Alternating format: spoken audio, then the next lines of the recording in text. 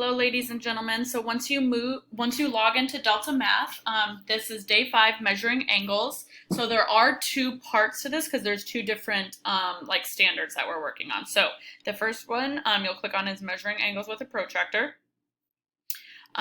So I need to measure my angle with the protractor. So to move the angle or the protractor around, I'm going to take, it's a very light blue, but it's the circle in the middle of the protractor. If I click on that, I can move it around. I'm going to move so that blue dot lines up with the yellow angle. And then I have a green line over green dot on my protractor. If I click on the green dot, I can turn it, and I can also scroll up and down to make it bigger or smaller. So my goal is to get my green dot onto the arms of one of my angles, and then I need to be able to see the other arm, what that measurement degree is, okay?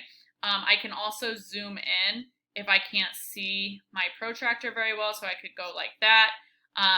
You could bring this to the other side, but if you don't have your angle, your numbers in between the angle, it won't work. So I could bring it back to this side or the other way around, as long as your numbers are in between your angle. So then you'll scroll down here, type in your answer. I believe my answer is about 64 degrees. I'm going to submit, yes, and I got a check mark. Okay, so now I'm going to go back, and then my other one is measuring linear pairs with a protractor. So same idea.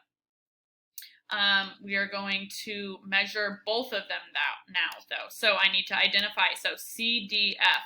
So CDF is this one. So I'm going to take this, bring it to the yellow dot, take my green protractor, make it nice and big. So my CDF is 110 degrees. So I'm going to write 110. Then I need E over here.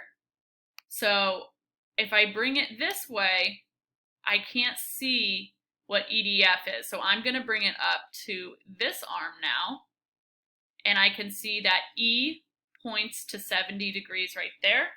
So I'm going to put 70, and then I know I can measure them together, both of them added together. When I put the yellow dot or the green dot on the arm, I can see over here E points to 180. So both of them together add up to 180 degrees. Okay, hope this was helpful. Thanks.